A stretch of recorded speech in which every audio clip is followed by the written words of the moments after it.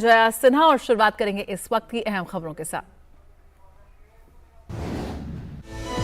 प्रधानमंत्री नरेंद्र मोदी आज economic times global business summit को करेंगे संबोधित। 2 दिन के सम्मेलन में 200 से ज्यादा उद्योगपति होंगे शामिल। आर्थिक चुनौतियों से निपटने पर होगी बातचीत।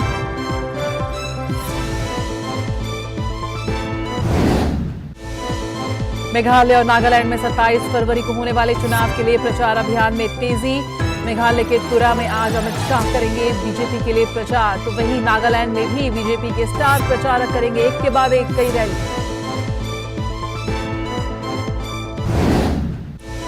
हिंदी का महाकुंभ होगा विश्व हिंदी सम्मेलन का मंच। फिजी में आयोजित हिंदी सम्मेलन के समापन समारोह में विदेश मंत्री एस जयशंकर ने जताई उम्मीद। कहा, हिंदी के प्रचार प्रसार के लिए वैश्विक नेटवर्क का मंच बनेगा।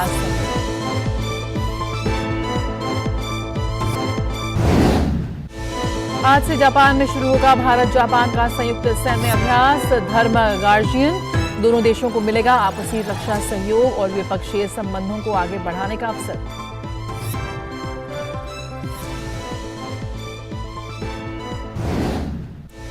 जासूसी गुब्बारे पर अमेरिकी राष्ट्रपति का ताजा बयान। कहा, गुब्बारे को मार गिराने का अफसोस नहीं, लेकिन चीन के साथ नहीं चाहते कोई नया शीत युद्ध। चीन के राष्ट्रपति से जताई बातचीत की उम्मीद।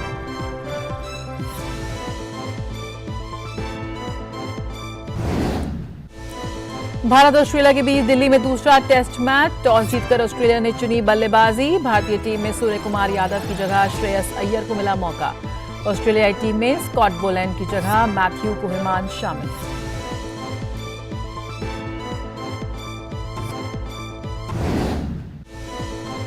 भारत ने बनाई badminton Asia mix team championship के क्वार्टर फाइनल में जगह। प्री क्वार्टर फाइनल में मलेशिया को हराकर ग्रुप में शीर्ष पर पहुंचा भारत।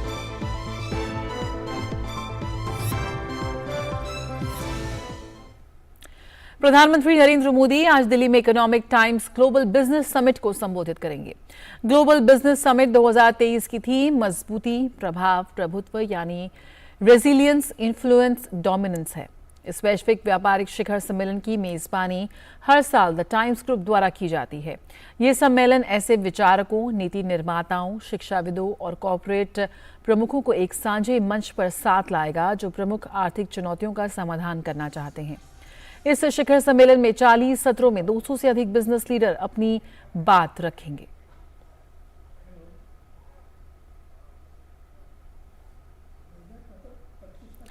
मेघालय विधानसभा चुनाव के लिए प्रचार में तेजी आ गई है। राज्य में विधानसभा चुनाव के लिए धुआंधार प्रचार जारी है। सभी राजनीतिक दल मतदाताओं को लुभाने के लिए कोई कसर नहीं छोड़ रहे। राजनीतिक दल चुनाव बैठकों और रैलियों के अलावा घर घर जाकर प्रचार करने में जुटे हैं। भाजपा के वरिष्ठ नेता और गृह मंत्री अमित शाह आज रंग सकोना और डालू विधानसभा क्षेत्र में 2 जनसभाएं करेंगे। मेघालय विधानसभा चुनाव में इस बार कांग्रेस, बीजेपी, एनपीपी सहित सभी दल अकेले अकेले किस्मत आजमा रहे हैं। बीजेपी खुद के दम पर सत्ता पर काबिज होना चाहती है। इन सीटों पर 375 उम्मीदवार चुनावी मैदान में किस्मत आजमा रहे हैं। मेघालय विधानसभा की 60 सीटों के लिए 27 फरवरी को चुनाव होगा।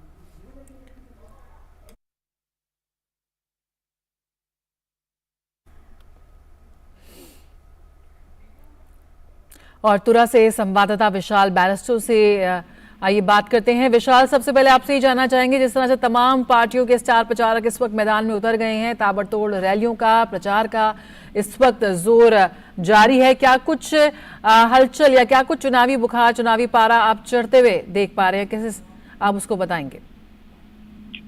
देखिए जया, त्रिपुरा का इलेक्शन खत्म होने के बाद अब सारा फोकस मेघालय और नागालैंड पे आ गया है। और मेघालय की अगर हम बात करें तो मेघालय असम के साथ बॉर्डर शेयर करता है और असम के साथ उसका बॉर्डर डिस्प्यूट भी चलता रहता है। और यही वजह है कि बीजेपी ने इस बार तय किया है कि वो एनपीपी का साथ छोड़कर अकेले चुनाव मैदान में उतरेगी और 60 सीटों पर वो चुनाव लड़ रही है। अमित शाह आज पार्टी के लिए गारो हिल्स का जो इलाका है वहां पर 2 जगह चुनावी रैली को संबोधित कर रहे हैं। बिल्कुल, जिस तरह से आपने कहा कि अकेले अकेले इस वक्त सभी पार्टियां जो है वो काबिज होने को तैयार हैं। अगर हम बात करें मेघालय की विशाल, तो अगर हम बात करें जो निर्दलीय उम्मीदवार हैं वो इस काफी अच्छी भूमिका में होते हैं। और किस तरह से आप देख रहे हैं कि इस बार जो तमाम पार्टियां भाजपा जैसे अकेले अपने दम पर चुनाव में उतरी है, ऐसे में निर्दलियों की बात करें जो इंडिपेंडेंट कैंडिडेट है, कैसे उनको भी उनकी भूमिका इस वक्त भी काफी अहम हो जाती है?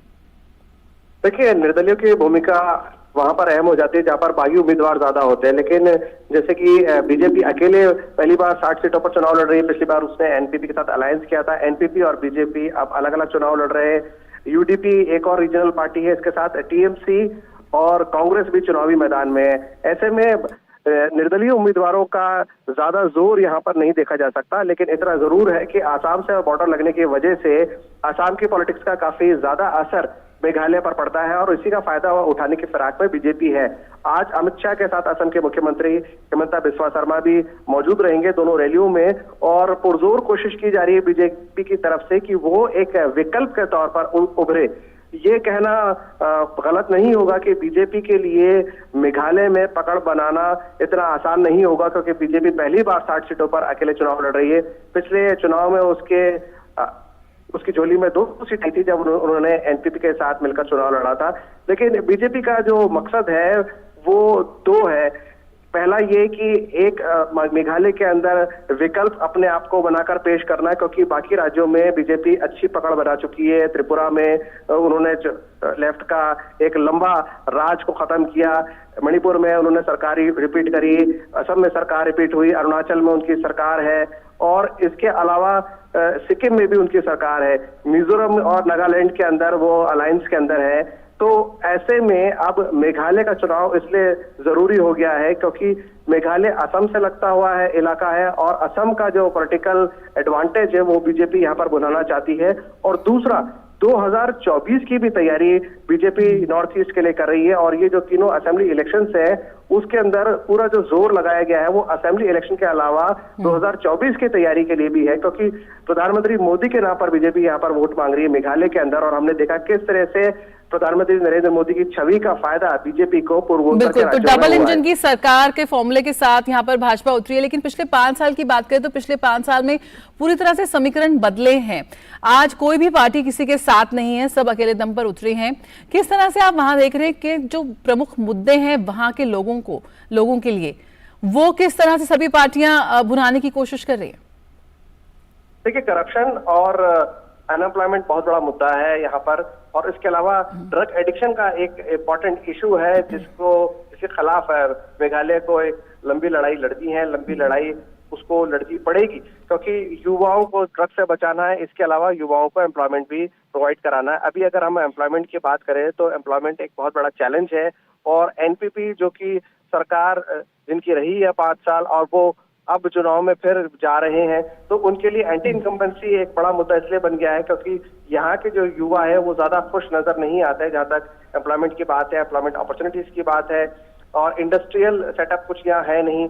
इसके अलावा टूरिज्म का हब माना जाता है मेघालय, लेकिन उसका ज्यादा असर यहाँ इसलिए देखने को नहीं मिला क्योंकि पैंडेमिक की वजह से काफी टूरिज्म इंडस्ट्री को नुकसान हुआ, और पैंडेमिक से उभरने के बाद भी टूरिज्म को लेकर कुछ खास यहाँ पर नहीं किया गया। जैसे अगर हम गारो की अगर बात करें तो मेघालय 3 भागों में विभाजित है, खासी हिल्स, जैंतिया हिल्स और गारो हिल्स।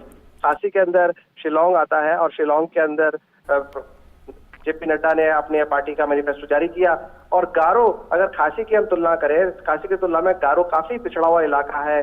5 साल पहले जब मैं यहाँ पर आया था तो एक अच्छा होटल भी तलाशने को नहीं मिल रहा था। ये बड़ी अचरज की बात है, जबकि गारो हिल्स संगमास का गढ़ है और जो मुख्यमंत्री हैं कॉनरेड संगमा वो गारो हिल्स से ही आते हैं, लेकिन गारो जो है वो खासी के मुकाबले काफी पिछड़ा हुआ है। तो ये एक बड़ा इंपॉर्टेंट फैक्टर है कि आप अपने इलाके में कितना डेवलपमेंट कर पाए और पिछले 5 सालों में आपका रिपोर्ट कार्ड क्या रहा। तो ये एक बहुत चैलेंजिंग इशू रहेगा, और खास तौर से जो बॉर्डर डिस्प्यूट है असम के साथ वो भी एक बड़ा मुद्दा है जिसको बीजेपी ने अपने मैनिफेस्टो में एड्रेस करने की कोशिश की है। उन्होंने कहा है कि हम बातचीत के जरिए इस बात को सुलझाना चाहते हैं और एक कमेटी सेटअप करेंगे जो मेघालय के साथ लॉन्ग स्टैंडिंग बॉर्डर इशू है उसको सेटल करेगी। बिल्कुल, तो यहाँ पर मुद्दा कई है जो युवाओं से जुड़ा हुआ है, महिलाओं से जुड़ा हुआ है। करप्शन एक बड़ा मुद्दा है जिसको लेकर तमाम पॉलिटिकल पार्टीज अपनी बात कर रही हैं। घोषणा पत्र में भी इस मुद्दे को लेकर बात रखी गई है कि कैसे भ्रष्टाचार से यहाँ पर निजात दिलाने की कोशिश होगी। वहाँ पर अगर हम बात करें विशाल, काफ़ी ज़्यादा वोटर्स कैंपेन भी चलाए जा रहे हैं वोटर्स को लुभाने के लिए, उन्हें जागरूक करने के लिए। क्या लग रहा है, बहुत ही कम समय बचा है वोटिंग के लिए, किस तरह से आपको लग रहा है कि मतदाताओं में भी वो जोश है अपनी बात रखने का, अपने मताधिकार का प्रयोग करने का? देखिए, अगर हम मेघालय की बात करते हैं तो मेघालय में जो म्यूजिक है वो उसकी आत्मा है। और इलेक्शन कमीशन ने 2 अपने कैंपेन चलाए हैं। एक तो समरसॉल्ट बैंड है यहाँ का, वो काफी मशहूर है, जिसने बॉलीवुड मूवी रॉक ऑन 2 में भी उनका म्यूजिक दिया था, अपना खासी म्यूजिक वो लेकर गए थे, जिसके वर्डिंग से होई क्यू को मतलब होता है चलो चलो। और इसके अलावा एक लाइट आफ्टर नाइट, एक विजुअली इम्पेयर्ड पर्सन है, उनको भी इस्तेमाल किया गया है इलेक्शन कमीशन की तरफ से। और एक ऐप उन्होंने जारी किया है, माय वोट माय वैलेंटाइन। इसके जरिए भी वो लोगों तक पहुंचने की कोशिश कर रहे हैं, क्योंकि अगर हम ज्योग्राफिकल कंडीशंस देखें मेघालय की या नॉर्थ ईस्ट की, वो काफी डिफिकल्ट होती है। कई ऐसे इलाके हैं जो मोटरेबल नहीं है, जहाँ पर इलेक्शन पार्टीज को 8 घंटे पैदल चलना पड़ता है ताकि वो पोलिंग बूथ तक पहुंच सके। कुछ जो मेकशिफ्ट ब्रिजेस होते हैं, जैसे कि लिविंग ब्रिज काफी मशहूर है, जो टूरिज्म मैप के ऊपर भी है, वो पेड़ की जड़ों को जोड़कर बनाया गया। ऐसे बहुत सारे यहाँ पर ब्रिजेस हैं, पुल हैं, जिनको पार करके जाना पड़ता है। और कई जो पोलिंग स्टेशन हैं वो इनएक्सेसिबल इलाकों में है, जहाँ पर नाव में आपको पोलिंग पार्टीज को बैठ के जाना पड़ता है। तो इन तमाम मुद्दों का यहाँ पर ध्यान रखा गया है। साथ ही जो अभी बॉर्डर डिस्प्यूट हुआ था असम के साथ, उसके मद्देनजर एडिशनल कंपनीज मंगाई गई हैं पैरामिलिट्री फोर्सेस की, और जो त्रिपुरा से अब यहाँ पर पहुंचने वाली हैं। तो मुझे लगता है कि सुरक्षा के पुख्ता इंतजाम किए गए हैं इलेक्शन कमीशन की तरफ से। साथ ही वोटर्स को अपील की गई है कि वो ज्यादा से ज्यादा आए। और इंटरेस्टिंगली जो वोटर्स लिस्ट है उसमें महिलाओं का जो परसेंटेज है वो पुरुषों से ज्यादा है, जो कि एक टिपिकल नॉर्थ ईस्ट सोसाइटी को रिफ्लेक्ट करता है। जी बिल्कुल, बहुत बहुत शुक्रिया विशाल फिलहाल हमसे जुड़ने के लिए, जानकारी देने के लिए। तो बहुत जल्द है वोटिंग मेघालय में और नागालैंड में। लगातार जो तमाम पॉलिटिकल पार्टीज हैं, उनके तमाम स्टार प्रचारक जो हैं, सभी इस वक्त प्रचार पे जुटे हैं। इलेक्शन कमीशन की ओर से भी मतदाताओं को लुभाने का, उन्हें जागरूक करने के हर कदम उठाए जा रहे हैं। उम्मीद यही है कि जो तमाम वोटर्स हैं अपने मताधिकार का प्रयोग करने के लिए ज़रूर वोटिंग करने के लिए निकले। खबरों में आगे बढ़ेंगे तो जम्मू कश्मीर के कटरा जिले में 3.6 रिक्टर स्केल की तीव्रता के भूकंप के झटके महसूस किए गए हैं। राष्ट्रीय भूकंप विज्ञान केंद्र के अनुसार आज सुबह 5:01 पर रिक्टर स्केल पर भूकंप की तीव्रता 3.6 मापी गई। इस भूकंप की गहराई पृथ्वी के 10 किलोमीटर नीचे थी। बीबीसी के दिल्ली और मुंबई के दफ्तरों में इनकम टैक्स विभाग का सर्वे देर रात पूरा हो गया। मंगलवार को इनकम टैक्स विभाग ने अपना सर्वे शुरू किया था, जो गुरुवार की रात लगभग 10 बजे पूरा हुआ। आयकर विभाग के मुताबिक सर्वे के दौरान उन कर्मचारियों के बयान दर्ज किए गए हैं जिनकी भूमिका महत्वपूर्ण थी। मुख्य रूप से वित्त और कंटेंट डेवलपमेंट से जुड़े लोगों के बयान लिए गए हैं। वहीं बीबीसी प्रवक्ता की ओर से कहा गया है कि वो आयकर विभाग के अधिकारियों के साथ सहयोग करते रहेंगे और आशा करते हैं कि ये मामला जल्दी सुलझ जाए।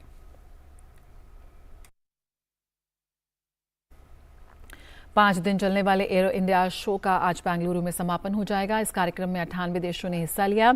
देश और विदेश से 73 मुख्य कार्यकारी अधिकारी, 32 देशों के रक्षा मंत्रियों और 29 राष्ट्रों के वायु सेवा प्रमुखों ने अपने भारतीय समकक्षों के साथ बैठकें की और अधिकारियों के साथ विचार विमर्श किया। एरो इंडिया शो के दौरान विभिन्न देशों ने अपने उपकरण और साजो सामान का प्रदर्शन किया। भारत ने 115 विदेशी कंपनियों की भागीदारी में देश में ही बने 227 उत्पादों को प्रदर्शित किया। भारत का हल्का युद्धक विमान तेजस मार्क 1 इस कार्यक्रम के दौरान आकर्षण का प्रमुख केंद्र रहा।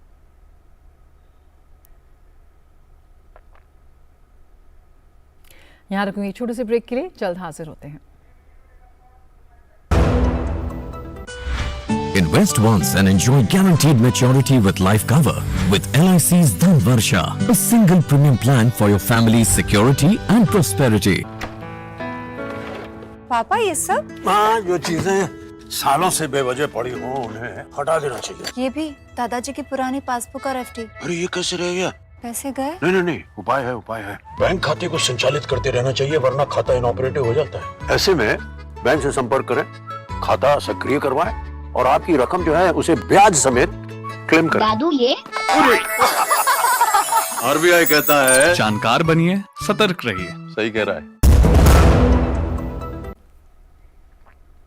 और अब बात कर लेते हैं नागालैंड में होने वाले विधानसभा चुनावों की, जिसकी प्रचार की अगर हम बात करें तो सभी राजनीतिक दलों ने यहां अपनी ताकत झोंक दी है। इस बार एनडीपीपी और भारतीय जनता पार्टी के बीच गठबंधन है। इसके अलावा एनपीएफ, कांग्रेस, लोक जनशक्ति, रामविलास, एनसीपी, एनपीपी, आरपीआई, अठावले, जेडीयू, आरजेडी और सीपीआई शामिल हैं।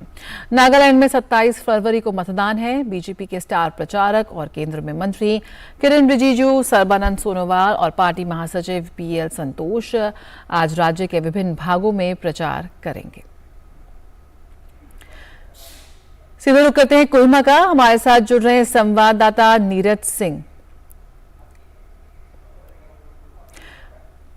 तो नागालैंड विधानसभा चुनाव 2023 की अगर बात करें तो यहां पर इस वक्त जोर शोर से प्रचार प्रसार का सिलसिला जारी है। तमाम पॉलिटिकल पार्टीज के स्टार प्रचारक आपको मैदान में नजर आएंगे। और अगर हम बात करें पूर्वोत्तर भारत की, पूर्वोत्तर भारत में जिस तरह से संभावनाओं का ये प्रदेश है और यहाँ पे इन तमाम बातों को ध्यान में रखते हुए तमाम पॉलिटिकल पार्टीज का भी खासा रुचि है पूर्वोत्तर भारत में अपनी अपनी जगह बनाने के लिए। नागालैंड में बीजेपी एनडीपी का गठबंधन है, लेकिन उसके साथ साथ तमाम बाकी पार्टियां भी अपनी पूरी जद्दोजहद के साथ जुटी हैं चुनावी मैदान में। कोहिमा से नीरज सिंह हमारे साथ जुड़ रहे हैं। नीरज सिंह, जिस तरह से सबसे पहले आपसे ये जानना चाहेंगे, जिस तरह से ताबड़तोड़ रैली चल रही है, हाई वोल्टेज हम प्रचार प्रसार देख रहे हैं, क्या लग रहा है किस तरह से जो वोटर्स हैं, जो वहां की जनता है, उनका ध्यान खींचने में किस तरह से तमाम पॉलिटिकल पार्टीज इस वक्त जुटी हुई हैं? देखिए, बिल्कुल पॉलिटिकल पार्टियां पूरी कोशिश कर रही हैं, चाहे भारतीय जनता पार्टी की बात करें, एनडीपीपी की बात करें, एनसीपी, आरजेडी या जदयू, इन तमाम पॉलिटिकल पार्टियां ये लगातार कोशिशें कर रही हैं कि जनता के बीच में ज्यादा से ज्यादा जाएं ताकि जो वोटिंग परसेंटेज है वो सबसे ज्यादा उनको मिले। क्योंकि यहाँ आपने देखा होगा कि जो वोटिंग का जो परसेंटेज है वो काफी ज्यादा रहता है। 80 से 85% के करीब जो वोटर हैं वो अपने घरों से निकलकर अपने मत का प्रयोग करते हैं। यही वजह है कि तमाम पॉलिटिकल पार्टियां पूरी कोशिश कर रही हैं। अगर आप देखें कि भारतीय जनता पार्टी की तरफ से जो विजन डॉक्यूमेंट्स जारी किया गया है वो यही दर्शाता है कि नागालैंड का जो विकास है वो भारतीय जनता पार्टी किस तरीके से अगले 5 साल में करने जा रही है। इसके साथ ही भारतीय जनता पार्टी की तरफ से तमाम जो नॉर्थ ईस्ट के जो बड़े बड़े नेता हैं वो लगातार यहाँ पर जो कैंपेन है वो कर रहे हैं। अगर हम किरण रिजिजू की बात करें, इसके अलावा सर्बानंद सोनोवाल की बात करें, हेमंत शर्मा की बात करें, वो लगातार यहाँ पर कैंपेन कर रहे हैं। इसके अलावा पार्टी की तरफ से जो अमित शाह हैं वो नागालैंड के अंदर आने वाले हैं और इसके अलावा प्रधानमंत्री की भी एक रैली संभावित है कि नागालैंड के अंदर एक प्रधानमंत्री बड़ी रैली है उसको संबोधित कर सकते हैं। दूसरी पॉलिटिकल पार्टियों की तरफ से भी जो कोशिश है वो लगातार की जा रही है।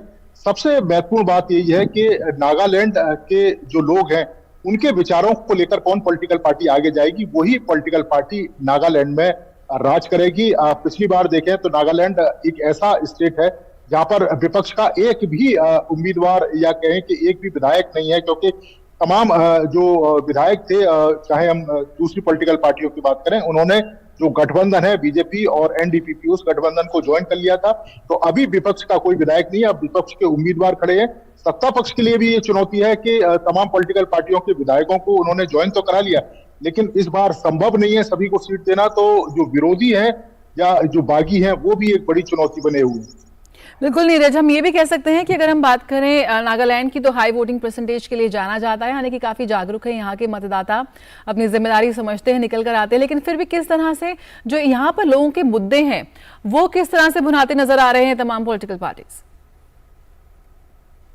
देखिए, यहाँ पर जो मुद्दे हैं वो कह सकते हैं कि विकास और उसके आसपास ही सारे मुद्दे हैं। इसके अलावा जो नागा संस्कृति है उसको कैसे संरक्षित किया जा सकता है, किस तरीके से नागा संस्कृति को आगे लेके जाया जा सकता है। आप अगर देखें दूसरे राज्यों के मुकाबले, अगर हम उत्तर भारत के दूसरे राज्यों को देखें तो जहां पर जो वोट करने के लिए लोग जाते हैं एक इंडिविजुअल सोच रहती है वोटिंग को लेकर। नागालैंड के अंदर आप देखें तो नागालैंड में जो गांव हैं उनकी एक भूमिका, बड़ी सशक्त भूमिका होती है और गांव का कह सकते हैं कि जो प्रधान है वो कई बार डिसाइड करता है कि किस पॉलिटिकल पार्टी को वोट देना है या किस उम्मीदवार को वोट देना है। गांव के अंदर कई तरह के जो मत हैं वो हो सकते हैं, लेकिन जो गांव का मुखिया है जब डिसाइड करता है तो ज्यादातर जो लोग हैं, जो पुराने लोग हैं, वो उसी मुखिया की जो बात है उसका समर्थन करते हैं।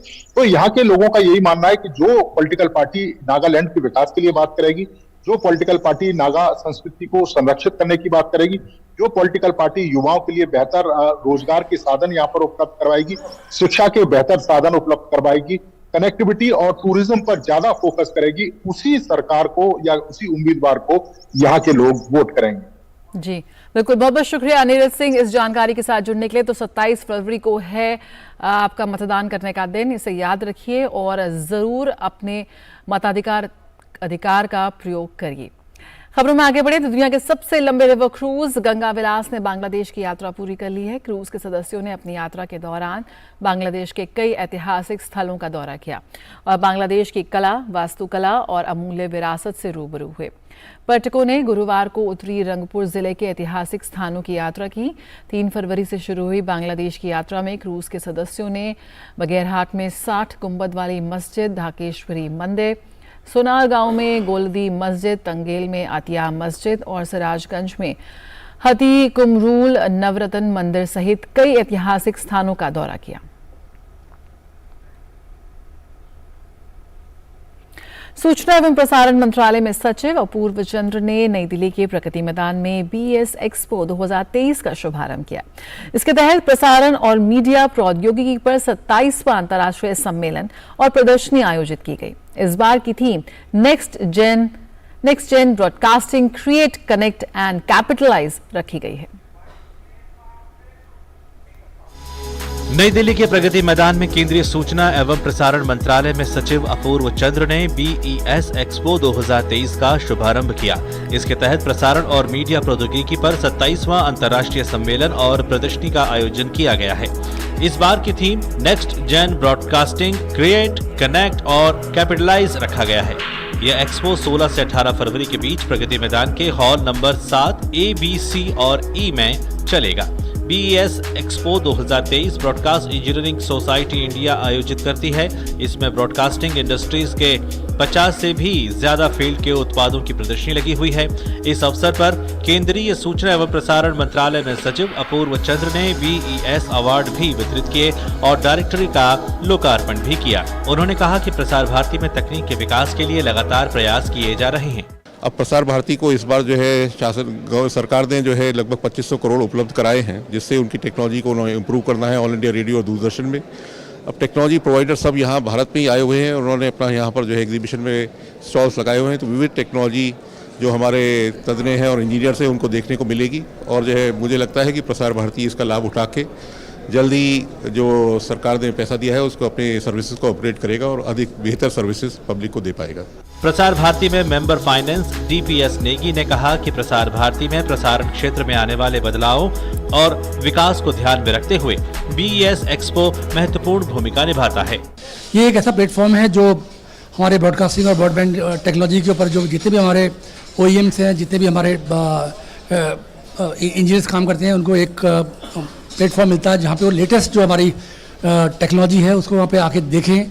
और जो हमारे एक्सपर्ट हैं, जो बाहर से हमने विदेशों से भी एक्सपर्ट आए हुए हैं, USA से आए हुए हैं, यूरोप से आए हुए हैं, जापान से आए हैं, उनको भी बुलाया है कि इसके बारे में, टेक्नोलॉजी के बारे में हमारे जो प्रसार भारती के जो हमारे इंजीनियर्स हैं, एम्प्लॉयज़ हैं, उनको बताया जाए। इस प्रदर्शनी में 10 देशों के पेशेवर भी हिस्सा ले रहे हैं। इसके अलावा इस प्रदर्शनी में लगभग 4000 के करीब विशेषज्ञों के आने की उम्मीद लगाई जा रही है। यहाँ हिस्सा ले रहे कई प्रतिभागियों ने माना कि यह आयोजन उनके लिए बेहद खास है।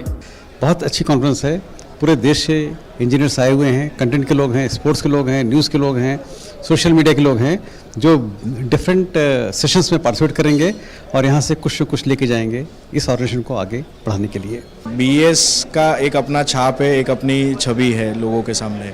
सो जो इंडस्ट्री के जो जिसको हम बड़े महानुभवी बोलते हैं, वो सारे लोग यहाँ पर आते हैं और उसके वजह से नई टेक्नोलॉजी का प्रचार भी अच्छे तरीके से हो सकता है और प्लस जो बिजनेस पॉइंट ऑफ व्यू भी अगर हम लोग देखते हैं तो कमर्शियल साइड पे भी इसका बेनिफिट काफ़ी मिलता है इसमें।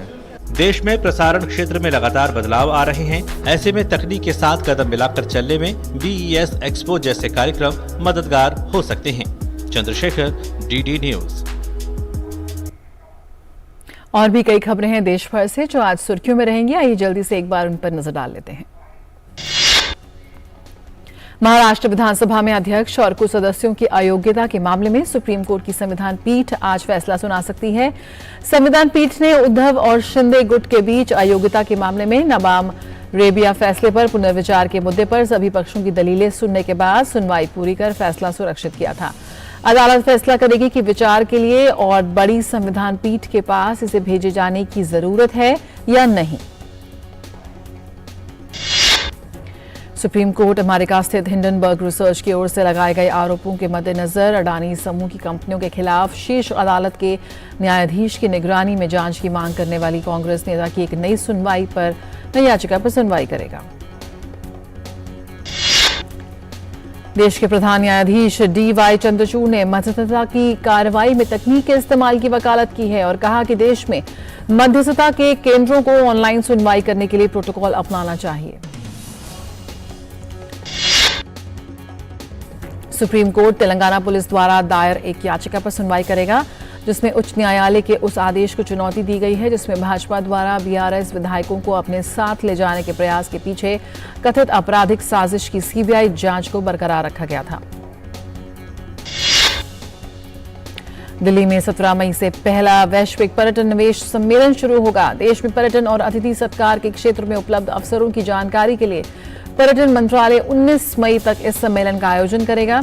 सम्मेलन में होटल्स, रेस्टोरेंट, साहसिक स्थलों और पर्यावरण, पर्यटन, नौकायान और पर्यटन से संबंधित अन्य क्षेत्रों में निवेश की संभावनाओं के बारे में जानकारी उपलब्ध कराई जाएगी। यूपी सरकार के आदेश के मुताबिक कोरोना काल में स्कूलों द्वारा ली गई फीस की 15% धनराशि वापस करनी होगी। आदेश में कहा गया है कि यूपी के स्कूलों को ये धनराशि वर्तमान शैक्षणिक सत्र में छात्रों की फीस में एडजस्ट करनी होगी। वहीं जो विद्यार्थी पढ़ाई पूरी करने के बाद विद्यालय छोड़कर चले गए हैं उन्हें ये धनराशि वापस की जाएगी। इलाहाबाद हाई कोर्ट के आदेश के बाद यूपी सरकार की तरफ से ये आदेश जारी किया गया है। दक्षिण मध्य रेलवे के सिकंदराबाद मंडल के अंतर्गत मुकुड़ी विरूर रेलखंड पर नॉन इंटरलॉकिंग का काम होगा। इस वजह से रांची रेल मंडल से होकर चलने वाली कई ट्रेनों का रूट बदला गया है। ऐसे में अलग अलग तिथियों पर इन ट्रेनों को बदले गए रूट से रवाना किया जाएगा। असम में जोरहाट के चौक बाजार के मेन गेट के पास एक कपड़े की दुकान में आग लग गई। अभी नुकसान के बारे में कुछ कहा नहीं जा सकता, लेकिन व्यावसायिक क्षेत्र होने की वजह से 100 से ज्यादा दुकानों को नुकसान पहुंचा है। शॉर्ट सर्किट के कारण आग लगने की बात कही जा रही है। 18 फरवरी को महाशिवरात्रि के अवसर पर शिप्रा नदी के विभिन्न घाटों पर 21 लाख मिट्टी के दिए जलाए जाएंगे। ये विश्व रिकॉर्ड बनाने का प्रयास होगा। इस कार्यक्रम में मुख्यमंत्री शिवराज सिंह चौहान भी शामिल होंगे।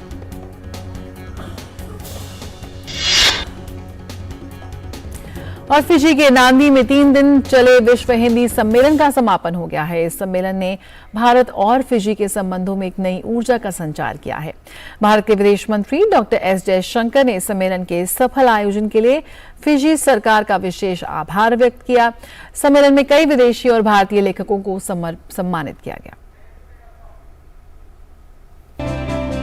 3 दिन तक फिजी के नांदी में आयोजित विश्व हिंदी सम्मेलन में एक ओर जहां भारत फिजी संबंधों की गर्मजोशी दिखी, तो वहीं विश्व हिंदी सम्मेलन ने भारत फिजी संबंधों में नई ऊर्जा का संचार भी किया। सम्मेलन के समापन सत्र को संबोधित करते हुए फिजी के उप प्रधानमंत्री विमल प्रसाद ने कहा कि विश्व हिंदी सम्मेलन फिजी में आयोजित अब तक का सबसे बड़ा वैश्विक सम्मेलन है और इससे भारत फिजी संबंधों को नया आयाम मिलेगा।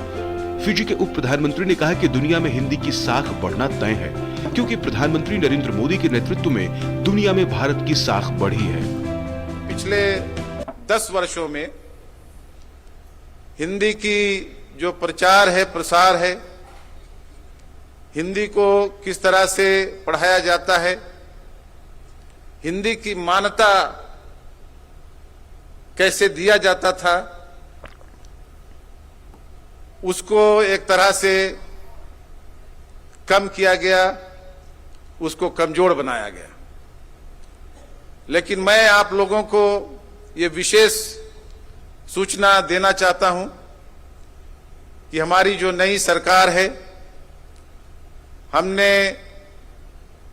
तुरंत सरकार में आने के बाद एक दो नीतियों को अपनाया है जिससे हिंदी को पुनः फिर से हम मजबूत कर सकें। सम्मेलन में भारत के विदेश मंत्री डॉक्टर एस जयशंकर ने सम्मेलन के सफल आयोजन के लिए फिजी सरकार का विशेष आभार व्यक्त किया।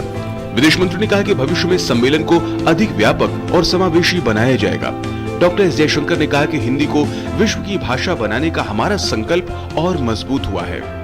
पिछले दिनों में आप सबकी ओर से बहुत सारे विचार, आइडिया, सजेशन आए हैं कि आगे का रास्ता क्या होना चाहिए, और मुझे लगता है कि सबकी आशा है कि ये सम्मेलन जो है एक किस्म से हिंदी का एक महाकुंभ होगा, जहां दुनिया के लोग आएंगे। सब लोग जो हैं ये माने हिंदी के विषय में ये एक नेटवर्किंग, ग्लोबल नेटवर्किंग की एक प्लेटफॉर्म बनेगी। सम्मेलन में 14 विदेशी लेखकों और 21 भारतीय लेखकों को सम्मानित भी किया गया। सम्मानित विद्वानों और प्रतिभागियों ने सम्मेलन के सफल आयोजन पर बेहद खुशी जताई। बहुत बड़ा संकेत और संदेश दे दिया गया है कि हिंदी अब उपेक्षा की भाषा नहीं है, और ये सीमित भाषा भी नहीं है, ये विश्व भाषा की ओर अग्रसर हो रही, तेजी से अग्रसर हो रही भाषा है। और चूँकि मैं चिकित्सा क्षेत्र से हूँ और मैंने अपना MD का थीसिस हिंदी में लिखा था 1991-92 में, तब चिकित्सा के क्षेत्र में हिंदी को हेय दृष्टि से देखा जाता था। पर आज जब 2022 में मध्य प्रदेश में चिकित्सा शिक्षा को हिंदी में पढ़ाया जाने लगा है, तो अब ये एक वैश्विक रूप शीघ्र ही धारण कर लेगी। सम्मेलन की एक विशिष्टता यह भी रही कि भारतीय प्रतिनिधिमंडल में 40% से अधिक दक्षिण भारत और पूर्वोत्तर के हिंदी विद्वानों की प्रतिभागिता रही। सम्मेलन में 1000 से अधिक प्रतिभागियों ने हिस्सा लिया। सम्मेलन में 31 से अधिक देशों के हिंदी विद्वान और साहित्य प्रेमी शामिल हुए। Bureau report, DD news. और फिजी के नांदी में चल रहे 12वें विश्व हिंदी सम्मेलन के दौरान केंद्रीय गृह राज्य मंत्री अजय मिश्र टेनी से बात की हमारे संवाददाता अश्विनी मिश्र ने। हमारे साथ केंद्रीय गृह राज्य मंत्री अजय कुमार मिश्र जी हैं। सर, अगर देखें तो किस रूप में नागपुर से शुरू हुआ ये पड़ाव आज हिंदी के निनाद के रूप में फिजी पहुंचा है? देखिए, भारत की संस्कृति बहुत ही प्राचीन संस्कृति है, हजारों वर्ष पुरानी है। भाषा के रूप में अगर आप देखें तो हिंदी को महात्मा गांधी जी ने और हमारे ऐसे बहुत सारे नेताओं ने, जिनकी स्वतंत्रता संग्राम में बड़ी भूमिका थी, उन्होंने हिंदी को संपर्क की भाषा के रूप में स्थापित किया, और बाद में हमारे संविधान ने उसको राजभाषा का दर्जा दिया। कि मोदी जी ने न केवल अपने देश में बल्कि पूरी दुनिया में इस तरह का एक वातावरण बनाया है जिससे भारत की संस्कृति और भारत की भाषाओं के प्रति पूरी दुनिया की रुचि बढ़ी है। भारत एक संभावनाओं के देश के रूप में उभर के आया है, और उसी को लेकर विश्व हिंदी सम्मेलन की ये कल्पना की गई थी, जिसका ये 12वां सम्मेलन हो रहा है अलग अलग देशों में। और कुछ प्रवासी भारतीय, हमारे 2 करोड़ से ज़्यादा प्रवासी भारतीय पूरी दुनिया में 40 देशों में रहते हैं, और पूरी दुनिया के 600 विद्यालय और विश्वविद्यालयों में हिंदी पढ़ाई जाती है। ऐसे 40 देश हैं। अभी हमने हिंदी का विश्व सचिवालय भी मॉरिशस में बनाया है, जो कहाँ कहाँ हिंदी पढ़ाई जाती है, कौन रिसर्च कर रहे हैं, किस तरह की स्थितियाँ, वो सारे डाटा रखते हैं। बहुत ही सकारात्मक स्थिति है भारत की संस्कृति के प्रति। जिस तरह से प्रधानमंत्री जी ने विश्व में उसको प्रस्तुत किया है, आज बहुत आग्रह बढ़ा है, और उसके कारण हिंदी की भी उपयोगिता बढ़ी है। आर्टिफिशियल इंटेलिजेंस में, चूँकि आजकल के कामकाज के लिए बहुत आवश्यक है, तो उसमें भी हिंदी की उपयोगिता बढ़े, वही विषय लेकर के पारंपरिक ज्ञान से लेकर के आर्टिफिशियल इंटेलिजेंस तक हिंदी की जो यात्रा है उसके विषय में सम्मेलन। तो भारत की संस्कृति को वैश्विक स्तर पर स्थापित करने के लिए और साथ ही साथ इसे कूटनीतिक भाषा बनाने के लिए, रोजगार परक भाषा बनाने के लिए हिंदी की महिमा और गरिमा के अनुरूप उसको यथेष्ट स्थान और सम्मान दिलाने का यह आयोजन है। और यह आयोजन केवल हिंदी का आयोजन नहीं है, यह आयोजन है भारत भारतीयता के महागान का। कैमरा पर्सन AMG सुरेंद्र के साथ Ashwini Kumar Mishra, DD news, Fiji. तो फिजी के नांदी में 3 दिन तक चला ये विश्व हिंदी सम्मेलन अब संपन्न हो गया है। और BBC इंडिया के कार्यालय में आयकर विभाग के सर्वे पर ब्रिटिश सांसद बॉब ब्लैकमैन ने कहा है कि ये सुनिश्चित करना BBC इंडिया का काम है कि वे नियमों का पालन करे और आयकर विभाग को सभी रिकॉर्ड उपलब्ध कराए। The issue around the review of the BBC's tax affairs, I understand is nothing new. This has been going on for quite some time, and obviously there have been discussions between the Inland Revenue here, the income tax authorities here, and the BBC. Obviously this is a survey where the income tax authorities have looked to gather the evidence to establish if the BBC is doing anything wrong. I would say quite openly, it's the BBC's job in operating within India is to make sure they are accord with the rules and regulations. Bob Blackman ने कहा कि BBC की documentary में गुजरात दंगों के कारणों को विस्तार से नहीं देखा गया। बॉब ब्लैकमैन ने कहा कि बीबीसी डॉक्यूमेंट्री एक तरह का प्रोपेगेंडा वीडियो है, ये सच्चाई से बेहद दूर है। इसका प्रसारण बीबीसी द्वारा नहीं किया जाना चाहिए।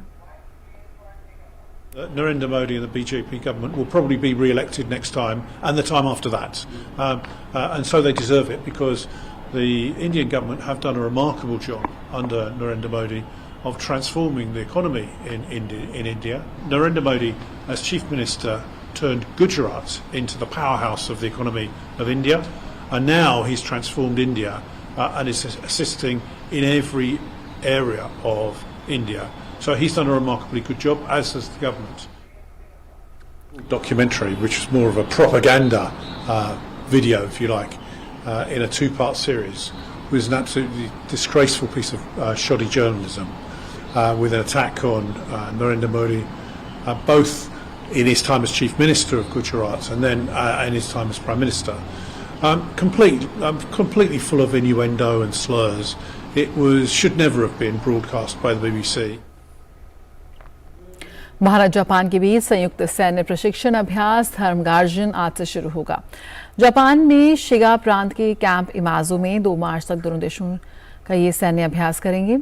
धर्मगार्जन का ये चौथा संस्करण है। अलग अलग देशों के साथ भारत की ओर से किए जाने वाले सैन्य प्रशिक्षण अभ्यासों की श्रृंखला में धर्मगार्जन जापान के साथ एक वार्षिक प्रशिक्षण कार्यक्रम है, जो मौजूदा वैश्विक स्थिति की पृष्ठभूमि में काफी मायने रखता है। अभ्यास के दौरान दोनों देशों के सैन्य कर्मी संयुक्त योजना बनाने, संयुक्त सामरिक अभ्यास, एकीकृत निगरानी ग्रिड स्थापित करने की मूल बातों को साझा करेंगे।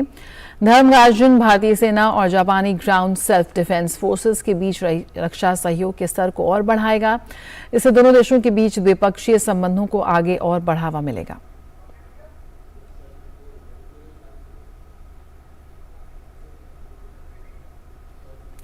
अमेरिकी राष्ट्रपति जो बाइडेन ने अपने ताज़ा बयान में कहा है कि उन्हें जासूसी गुब्बारे को मार गिराने को लेकर कोई अफसोस नहीं है। साथ ही उन्होंने ये भी कहा कि वो चीन के साथ कोई नया शीत युद्ध नहीं चाहते। बाइडेन ने यह भी कहा कि वो चीन के राष्ट्रपति से जासूसी गुब्बारे को लेकर बातचीत कर सकते हैं। अमेरिका ने हाल में ही अमेरिकी जमीन के हजारों फीट ऊपर उड़ रहे एक फ्लाइंग ऑब्जेक्ट को मार गिराया था, जिसके बाद अमेरिका को चीन की तरफ से तीखी प्रतिक्रिया देखने को मिली थी। चीन ने इस गुब्बारे को मौसम की निगरानी करने का एक उपकरण बताते हुए अमेरिका के इसे मार गिराने की कदम की निंदा की थी। वहीं अमेरिकी सरकार ने इस गुब्बारे पर लगे बड़े इलेक्ट्रिक उपकरणों को हवाला देते हुए इसे एक जासूसी गुब्बारा करार दिया था। सीरिया के राष्ट्रपति बशर अल असद ने भूकंप के बाद सीरिया को मदद पहुंचाने वाले देशों के प्रति धन्यवाद व्यक्त किया है। उन्होंने अरब और दोस्त देशों का अभिवादन और आभार व्यक्त किया। उन्होंने ये भी कहा कि भूकंप के बाद सरकार के पास उतनी मात्रा में संसाधन उपलब्ध नहीं थे जितने इस भीषण भूकंप के प्रभावों से निपटने के लिए जरूरी थे। सीरिया में करीब 90 लाख लोग भूकंप से प्रभावित हुए हैं। संयुक्त राष्ट्र का कहना है कि उन्होंने सीरिया में स्थिति को नियंत्रित करने के लिए करीब $40 करोड़ फंडिंग की अपील लॉन्च की है। राष्ट्रपति असद ने हाल ही में तुर्की सीमा से 2 और बॉर्डर क्रॉसिंग के जरिए संयुक्त राष्ट्र की मदद को सीरिया में आने की अनुमति दी है। इससे पहले सीरिया लगातार विद्रोहियों के कब्जे वाले इलाकों में सीमा पार से मदद पहुंचाने के खिलाफ रहा है। और आइए अब जल्दी से दुनिया भर की कुछ और अहम खबरों पर नजर डाल लेते हैं। रूस ने यूक्रेन के पूर्व से पश्चिम तक लक्ष्यों पर मार करते हुए क्रूज और दूसरी मिसाइलों से जोरदार हमला किया। यूक्रेनी वायुसेना के अनुसार रूस ने भारी गोलाबारी के बाद 36 मिसाइलें दागी। वहीं यूक्रेनी राष्ट्रपति वोलोदिमीर जेलेंस्की का कहना है कि इनमें से आधी मिसाइलों को मार गिराया गया। इजराइल के विदेश मंत्री एली कोहेन ने पिछले साल रूस के आक्रमण के बाद पहली बार कीव में यूक्रेनी राष्ट्रपति व्लादिमीर जेलेंस्की से मुलाकात की। इजराइल ने यूक्रेन पर रूस के हमले की निंदा की है, लेकिन उसने कीव को दी जाने वाली मदद सीमित कर दी है। यूरोपीय देश स्पेन की संसद में नया ट्रांसजेंडर कानून पारित हो गया है। ये कानून 14 साल की उम्र के बाद लोगों को अपने पहचान पत्रों पर खुद अपनी लैंगिक पहचान बदलने की अनुमति देता है। इसके लिए किसी मनोवैज्ञानिक या चिकित्सकीय जांच की जरूरत नहीं होगी। तुर्की के राष्ट्रपति एर्दोआन ने नाटो के सेक्रेटरी जनरल जेन्स स्टोलनबर्ग से मुलाकात की। इससे पहले स्टोलनबर्ग ने तुर्की के विदेश मंत्री मेवलूत केवुसोगुल से फिनलैंड और स्वीडन की नाटो सदस्यता स्वीकार करने को लेकर बातचीत की थी। तुर्की और सीरिया में आए विनाशकारी भूकंप से मरने वालों की संख्या बढ़कर 42,000 के पार पहुंच गई है। तुर्की में मृतकों की संख्या 36,187 हो गई है। तुर्की और सीरिया में मलबे में दबी जिंदगियों को तलाशने का काम युद्ध स्तर पर जारी। तुर्की के दक्षिण पूर्वी कहमान मारस प्रांत में 10 दिन के बाद एक मलबे से एक महिला को बचाया गया। कोलंबिया और वेनेजुएला ने व्यापार को पुनर्जीवित करने के लिए एक समझौते पर हस्ताक्षर किए हैं। समझौते पर कोलंबिया के राष्ट्रपति गुस्तावो पेट्रो और वेनेजुएला के राष्ट्रपति निकोलस मादुरो ने एक समारोह के दौरान हस्ताक्षर किए। मोल्दोवा की संसद ने नए प्रधानमंत्री डोरिन ब्रिसेन के नेतृत्व वाली सरकार को मंजूरी दे दी है। 48 साल के डोरिन ब्रिसेन को राष्ट्रपति माया सैंडू द्वारा नतालिया गवरिलिता की जगह लेने के लिए नामित किया गया था। और दुनिया के सबसे popular video streaming platform YouTube के नए CEO का ऐलान हो गया है। YouTube की पेरेंट कंपनी अल्फाबेट इंक ने नए CEO के नाम की घोषणा की है, जो भारतीय मूल के अमेरिकी नागरिक हैं। नाम है नील मोहन। कंपनी के पूर्व CEO सुसान वोस्की के इस्तीफे के बाद नील मोहन की जिम्मेदारी सौंपी गई है। नील मोहन YouTube के पहले ऐसे कर्मचारी हैं जिन्हें प्रमोशन के बाद कंपनी के CEO की कमान सौंपी गई है। भारतीय मूल के नील मोहन YouTube के नए CEO और वाइस प्रेसिडेंट हैं। साल 2008 में नील YouTube के साथ जुड़े थे। साल 2013 में कंपनी ने उन्हें 544 करोड़ रुपए का बोनस दिया था। नील मोहन ने स्टैनफोर्ड यूनिवर्सिटी से ग्रेजुएशन की पढ़ाई की है।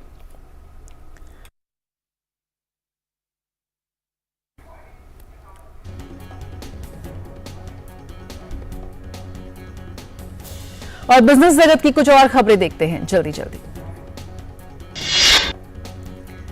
जीएसटी परिषद की कल होने वाली बैठक में मोटे अनाजों वाले स्वास्थ्यवर्धक मिश्रणों समेत कुछ वस्तुओं पर कर की दरों में बदलाव पर विचार किया जाएगा। पान मसाला और गुटखा उद्योग में कर चोरी पर लगाम लगाने के लिए GOM की रिपोर्ट पर बैठक में विचार किया जा सकता है। कृषि मंत्री नरेंद्र सिंह तोमर ने कहा कि देश में लगभग आधी स्वदेशी पशुधन नस्लों को अभी तक वर्गीकृत नहीं किया गया है और कृषि क्षेत्र को और बढ़ावा देने के लिए उनकी पहचान करने की आवश्यकता है। ऐसा काम आसान नहीं है और इसे राज्य के विश्वविद्यालयों, पशुपालन विभागों, गैर सरकारी संगठनों आदि के सहयोग के बिना पूरा नहीं किया जा सकता। इस्पात मंत्री ज्योतिरादित्य सिंधिया ने कहा कि 2030 तक इस्पात उत्पादन को मौजूदा 15 करोड़ टन से दोगुना कर 30 करोड़ टन प्रतिवर्ष करने के लिए बड़े पैमाने पर वृद्धि की जाएगी। इस्पात उत्पादों में ऑक्सीकरण को रोकने के लिए जंगरोधी विशेषताओं और गुणवत्ता के साथ जस्ता में नवीकरणीय ऊर्जा प्रदान करने के लिए सेल प्रतिबद्ध। निपुण परियोजना के तहत 15 फरवरी तक 32,000 श्रमिकों में से 15,000 से अधिक निर्माण श्रमिकों ने नामांकन किया है। हाल ही में निर्माण श्रमिकों के कौशल प्रशिक्षण के लिए निपुण नामक एक अभिनव परियोजना यानी निर्माण श्रमिकों के कौशल को बढ़ावा देने हेतु राष्ट्रीय पहल शुरू की गई है। निपुण निर्माण योजना देश में नवाचार और बड़े पैमाने पर विकास को बढ़ावा देगा। भारतीय रेलवे और भारतीय डाक विभाग ने संयुक्त रूप से रेल पोस्ट गति शक्ति एक्सप्रेस कार्गो सेवा के तहत अपनी पहली पार्सल ट्रेन सेवा शुरू की है। रेलवे के मुताबिक ग्राहकों को डोर टू डोर पार्सल सेवा प्रदान कर ये सेवा पार्सल के परिवहन में गेम चेंजर साबित हो सकती है। वित्तीय सूचकांक प्रदान करने वाली MSCI ने अडानी समूह की 2 कंपनियों अडानी टोटल गैस और अडानी ट्रांसमिशन का अपने सूचकांकों में भारांश घटाने के संबंध में समीक्षा को टाल दिया है। भारत और ऑस्ट्रेलिया के बीच बॉर्डर गवास्कर ट्रॉफी का दूसरा मैच आज दिल्ली के अरुण जेटली स्टेडियम में खेला जा रहा है। इस मैच में ऑस्ट्रेलिया ने टॉस जीतकर पहले बल्लेबाजी करने का फैसला किया है। ताजा समाचार मिलने तक ऑस्ट्रेलिया ने बिना किसी नुकसान के 37 रन बना लिए हैं। आज मुकाबले में दोनों टीमें बदलाव के साथ उतरी। भारतीय टीम में सूर्य कुमार यादव की जगह श्रेयस अय्यर को मौका दिया गया है। वहीं ऑस्ट्रेलियाई टीम में तेज गेंदबाज स्कॉट बोलैंड की जगह मैथ्यू कोहेमान को मौका दिया गया है। मैट रेनशॉ की जगह ट्रेविस हेड टीम में वापस आए हैं। भारतीय टीम सीरीज का पहला मैच जीतकर बढ़त बनाए हुए है और लगातार दूसरा मैच जीतकर विश्व टेस्ट चैंपियनशिप के फाइनल के लिए अपनी जगह मजबूत करना चाहेगी। वहीं पहले टेस्ट में बड़ी हार झेलने के बाद ऑस्ट्रेलियाई टीम इस मैच में वापसी करना चाहेगी।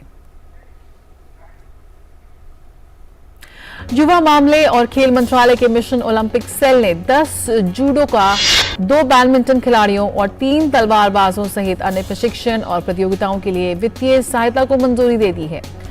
10 जूडो का खिलाड़ी उज्बेकिस्तान और जॉर्जिया में 21 दिनों के लिए प्रशिक्षण लेने जाएंगे, जिसमें 3 टॉप्स और 7 एनसीओए एथलीट शामिल हैं।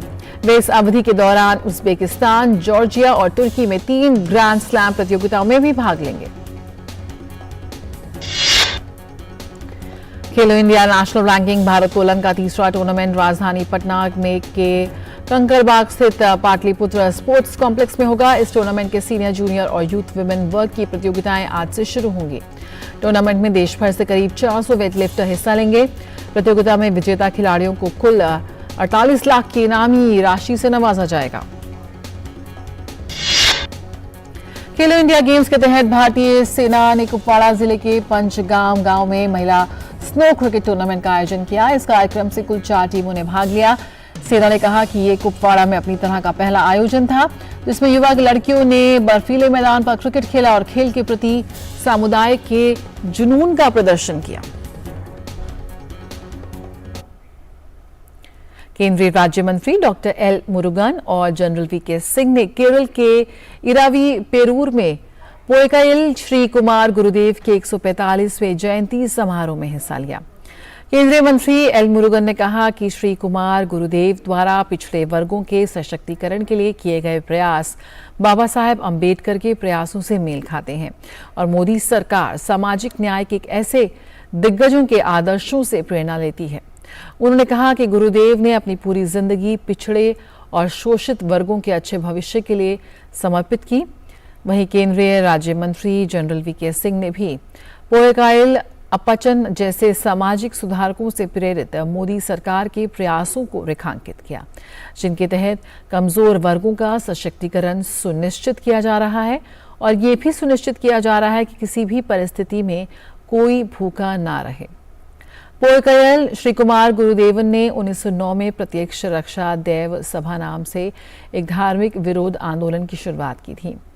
इरावी पेरूर में इसका मुख्यालय होने के अलावा केरल, तमिलनाडु और कर्नाटक में इसकी सैकड़ों शाखाएं और हजारों श्रद्धालु मौजूद हैं।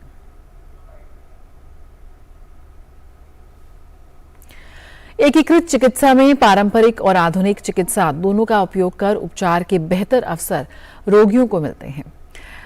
दिल्ली के सफदरजंग अस्पताल में हाल ही में एकीकृत चिकित्सा केंद्र की शुरुआत हुई है। समग्र स्वास्थ्य के लिए आयुष का आधुनिक चिकित्सा के साथ एकीकरण एक महत्वपूर्ण कदम है।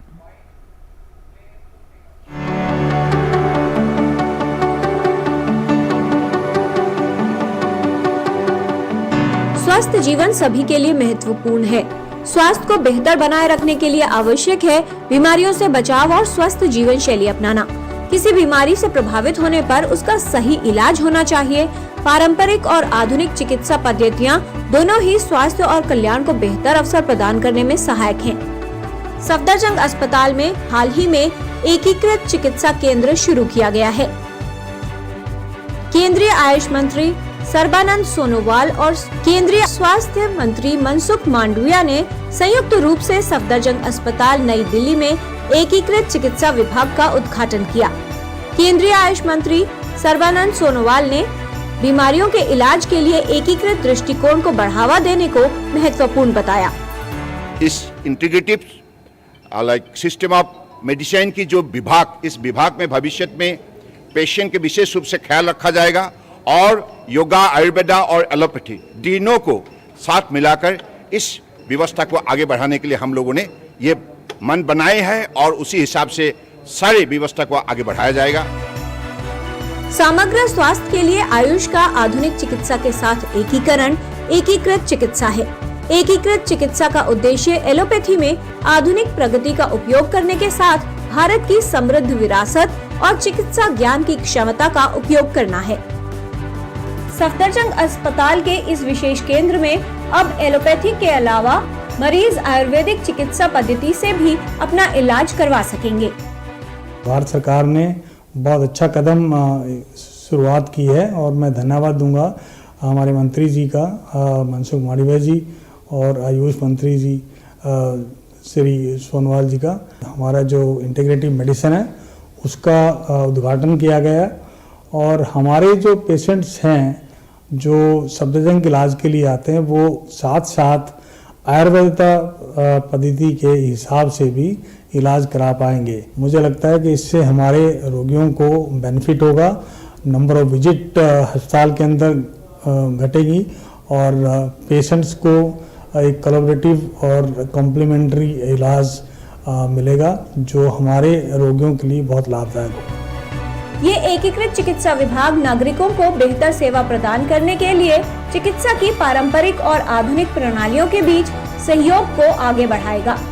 इससे रोगी इलाज के लिए पारंपरिक और आधुनिक चिकित्सा का लाभ एक ही स्थान पर प्राप्त कर सकेंगे।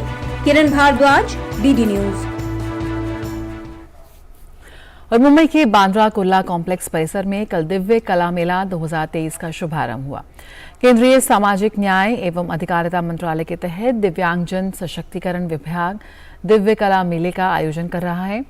25 फरवरी तक चलने वाले इस मेले का उद्घाटन केंद्रीय सामाजिक न्याय और अधिकारिता मंत्री डॉक्टर वीरेंद्र कुमार ने किया। इस मेले में 24 राज्यों के करीब 200 दिव्यांगजन एवं उनसे जुड़ी संस्थाएं भाग ले रही हैं। 10 दिनों तक चलने वाले इस दिव्य कला मेले में दिव्यांग कलाकारों और प्रसिद्ध पेशेवरों की प्रस्तुतियां सहित सांस्कृतिक गतिविधियों और कार्यक्रमों की एक श्रृंखला शामिल है। आगंतुक इस कार्यक्रम में देश के विभिन्न क्षेत्रों के अपने पसंदीदा खाद्य पदार्थों का भी आनंद ले सकते हैं।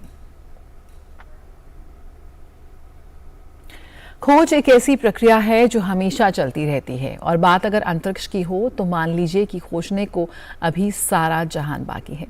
कई देश इसमें अपना अपना योगदान देने में लगे हुए हैं। अब इसी फहरिस्त में शामिल हो गया है यूएई का नाम, जो पहली बार किसी एस्ट्रोनॉट को लंबे समय के लिए अंतरिक्ष में भेज रहे हैं। यह अहम कदम यूएई के लिए मील का पत्थर साबित हो सकता है। आइए जानते हैं इस रिपोर्ट में।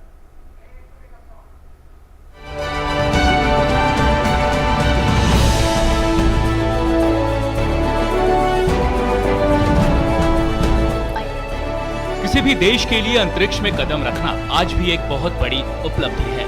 ऐसा ही एक देश है यूएई, जो अपने अब तक के सबसे बड़े और लंबे स्पेस मिशन की ओर कदम बढ़ा रहा है। यूएई में पहली बार एक एस्ट्रोनॉट 6 महीने और उससे ज्यादा के लंबे समय के लिए इंटरनेशनल स्पेस स्टेशन में जाकर कई तरीके के एक्सपेरिमेंट का हिस्सा बनेगा।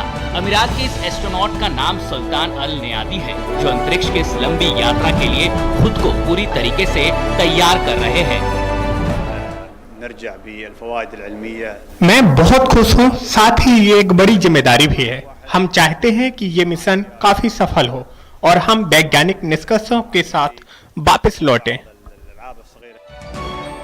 6 महीने के इस मिशन के लिए सुल्तान अल नयादी और क्रू के अन्य सदस्यों को लेकर स्पेस एक्स फैल्कन रॉकेट 26 फरवरी को फ्लोरिडा में नासा के कैनेडी स्पेस सेंटर से उड़ान भरेगा। अरब के लिए कदम एक मील का पत्थर साबित होने वाला है, क्योंकि नयादी 6 महीने तक आईएसएस में प्रयोग करने वाले अरब दुनिया के पहले मिशन विशेषज्ञ होंगे। Bureau report, DD news. और सीधे रुख करते हैं भुवनेश्वर, उड़ीसा का, जहां वित्त मंत्री निर्मला सीतारमण बजट उपरांत एक कार्यक्रम में शिरकत कर रही हैं। Keeping records, maintaining records and so on.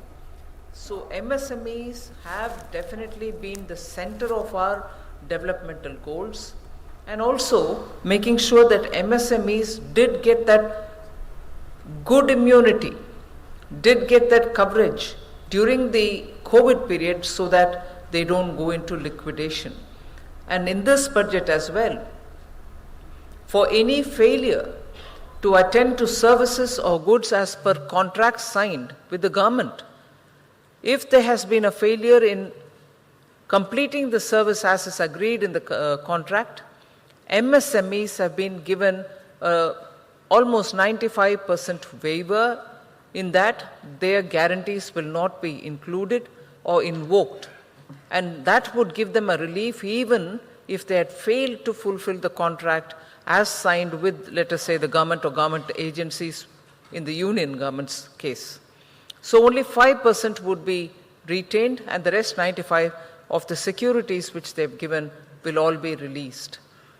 Other than that, I think a major problem which the MSMEs face is delayed payments from people, whether it's government or the private sector companies, for services rendered, for goods supplied. Normal period is about 45 days, then it was tolerated, saying 90 days, if within that 90 days you're able to do it, it's fine. But in spite of declaring the dues, the servicing of MSMEs or due payments which have to reach the MSMEs were not being done in time. So after several nudging of those private sector companies and also the government departments more than nudging happened, and therefore they did clear majority of the dues. But the private sector which are listed, who even put it to the MCA records that they have dues for the MSMEs, were not even clearing it up. So there was this one little step which has been taken, wherein a company which doesn't clear the bill for the MSME, in that year it cannot also claim offsets for those payments made. That I think would work as an effective way to tell the companies that you can't claim any offset just because you have put it in your record, but when you have not paid them, you are not even eligible for it any longer. So I think this step would actually mean a big difference for the MSMEs. So where they were very scared to even voice the delay and demand payments, government has come that much forward to make sure, even by regulation, we are telling the large companies, inclusive of government companies, to keep the payment well within the due time.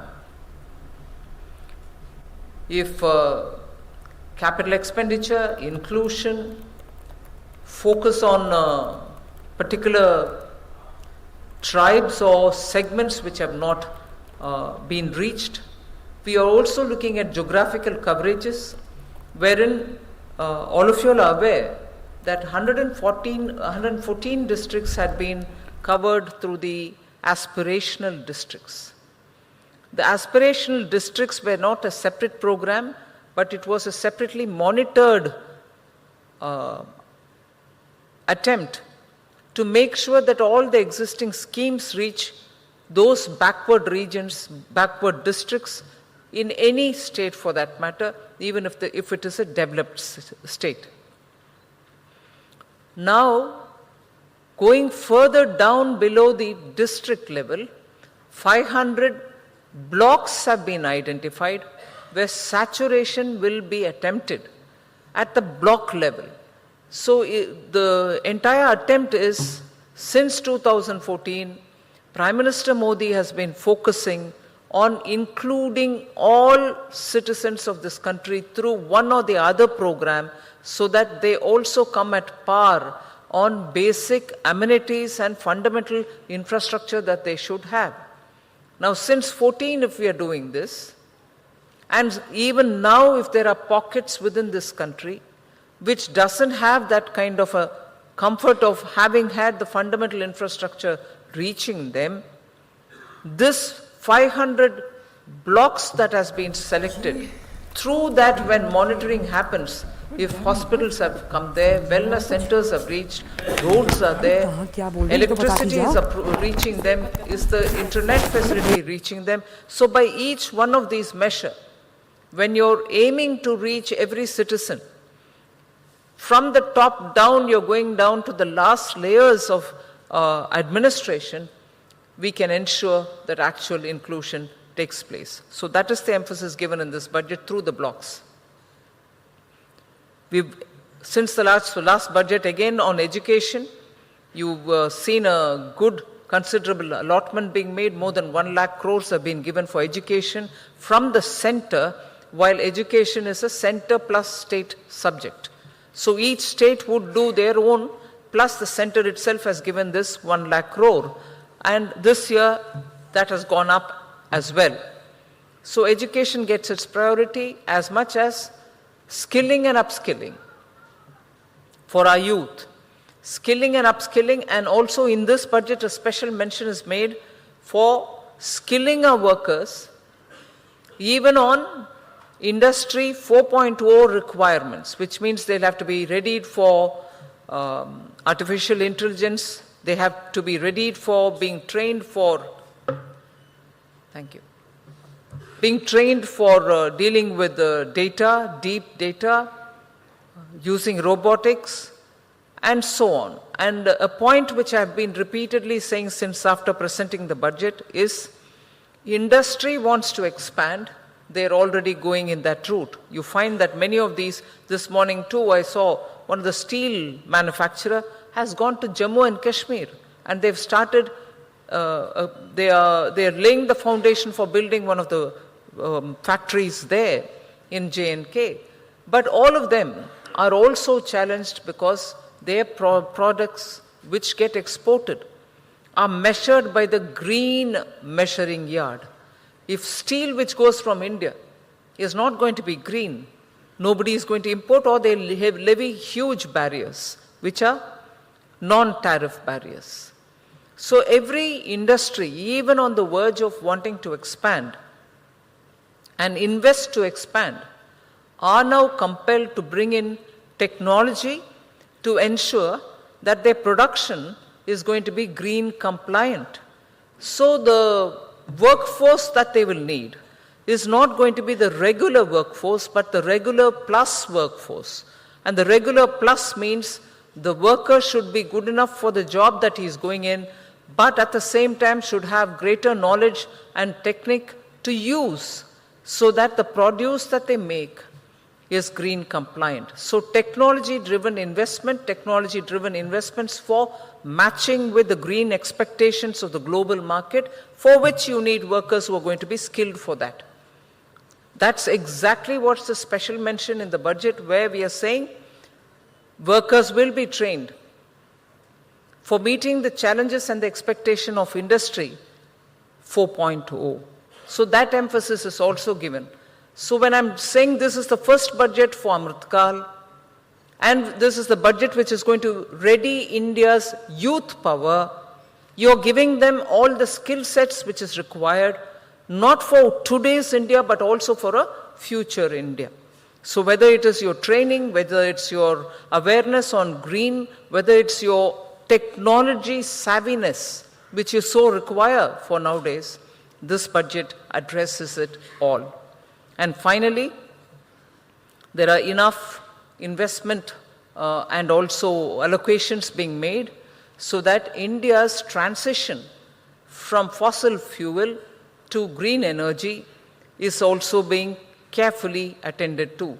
So the incentives which have been given through the PLI for solar equipment manufacturing, also the money which has been put for laying the necessary infrastructure for even getting solar power which is being generated in Ladakh to the mainland, to the valleys, the plains, not the hills.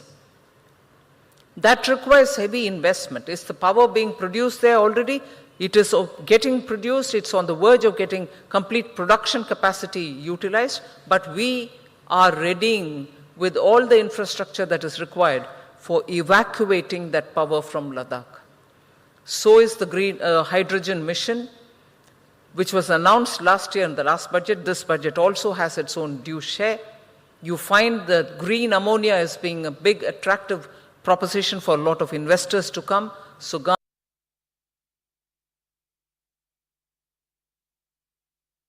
सुन रहे थे वित्त मंत्री निर्मला सीतारमण को, जो कि भुवनेश्वर में press conference को संबोधित कर रही थी। पोस्ट बजट कॉन्क्लेव वहां चल रहा है, उसके बाद उन्होंने प्रेस कॉन्फ्रेंस को संबोधित किया। काफी अहम बातें जो वापस ले चलते हैं, वित्त मंत्री वहां पर संबोधन दे रही हैं एक बार फिर से। Come out through the interaction that all of us are going to have. Finally, of course, all this is being done with the due compliance of what we had given ourselves earlier in the fiscal prudence matter. The fiscal deficit is very much within the realm which was earlier predicted through a glide path which was given 2 years ago. We are fully compliant even in that. So you find that this budget is actually truly setting the pace for Amrit Kal in covering all the segments, at the same time making sure India's growth momentum is not lost. So I'll end there. Thank you for giving me this opportunity. I'm sure there'll be a lot more exchange during the question answers.